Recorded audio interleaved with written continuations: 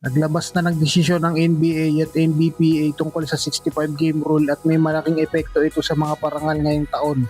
Pinayagan na sina Luka ng Lakers at Cade Cunningham ng Detroit para maging eligible sa major awards tulad ng MVP at All-NBA matapos maaprobahan ng kanilang Extraordinary Circumstances Challenge. Pero kabaliktaran naman na nangyari kay Anthony Edwards ng Minnesota dahil hindi tinanggap ang kanyang apela kaya hindi siya magiging eligible sa mga parangal ngayong taon. Ang 65-game rule ay ipinatupad simula noong 2023-24 season para matiyak na ang mga awards winners ay sapat ang naging contribution sa buong regular season.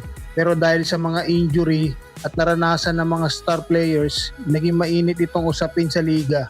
Si Luka ay nakalaro ng 64 games, kulang ng isang game para makapasok sa 65-game rule para sa awards matapos hindi makapaglaro ng ilang games noong December dahil sa panganganak ng kanyang asawa at pagkakaroon ng hamstring injury na umabot pa ng pagtatapos ng regular season.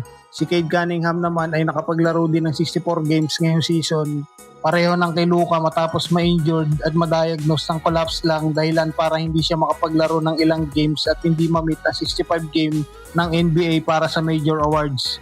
Samantala, si Anthony Edwards ay nakapaglaro lamang ng 61 games ngayong season matapos ma-injured ang tuhod sa huling bahagi ng regular season.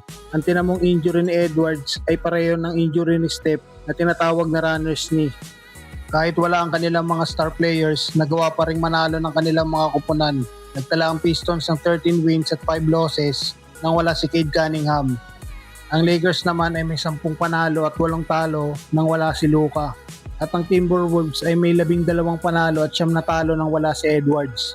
Papunta sa playoffs, si Luka ang may pinaka-uncertain na status. Posibleng mamiss siya ang bahagi ng serye laban sa Rockets. Bukod pa rito, wala pa ring malinaw na timeline ng Lakers sa pagbabalik nila Luka at Reeves na inaasahang mawawala ng malaking bahagi ng serye hanggang sa unang linggo ng May. Dahil dito papasok ang Lakers bilang isa sa pinakamalaking underdog sa opening round ng playoffs mula pa noong 2013.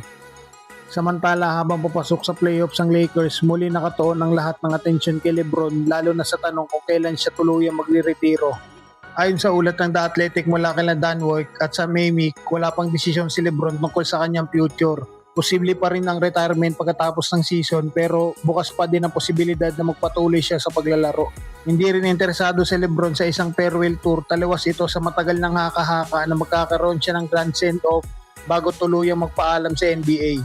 Sa edad na 41, patuloy pa rin nagpapakita si LeBron ng mataas na level ng laro. Isang bagay na halos walang precedent sa kasaysayan ng liga. Ibig sabihin wala talagang malinaw na basihan kung kailan o paano niya tatapusin ang kanyang karera.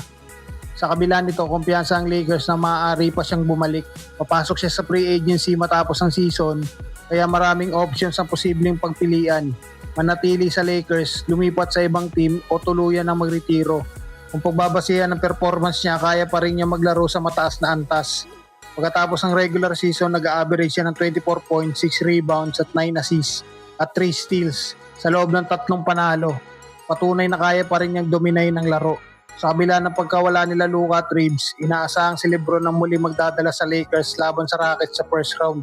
Kung sakaling maagang matalo ang Lakers, posible pa rin bumalik si LeBron sa team, lalo na't nakita ang potensyal na trio nila ni Luka at Reeves noong Marso kung saan nagtala ang Lakers ng 15 panalo at 2 talo. Sa panahong iyon, ipinakita ni LeBron na kaya niya mag-adjust bilang supporting star habang nananatiling produktibo. Isang mahalagang faktor kung bakit may tsansang manatili siya sa Los Angeles. Gayunpaman, hindi lang Lakers ang posibleng destinasyon. May posibilidad din na bumalik siya sa Cleveland para sa isa pang run o kaya naman ay makipag-team up kay Steph sa Golden State. Isa pang option na lumilitaw ay ang Los Angeles Clippers kung saan naroon ang coach na si Tyronn Lue. Ang coach niya noong makasaysayang 2016 comeback sa finals. Sa uli, isang bagay ang sigurado. Kung maglalaro pa si LeBron sa susunod na season, gusto niya itong gawin sa isang kuponang may tunay na tsansang magkampiyon.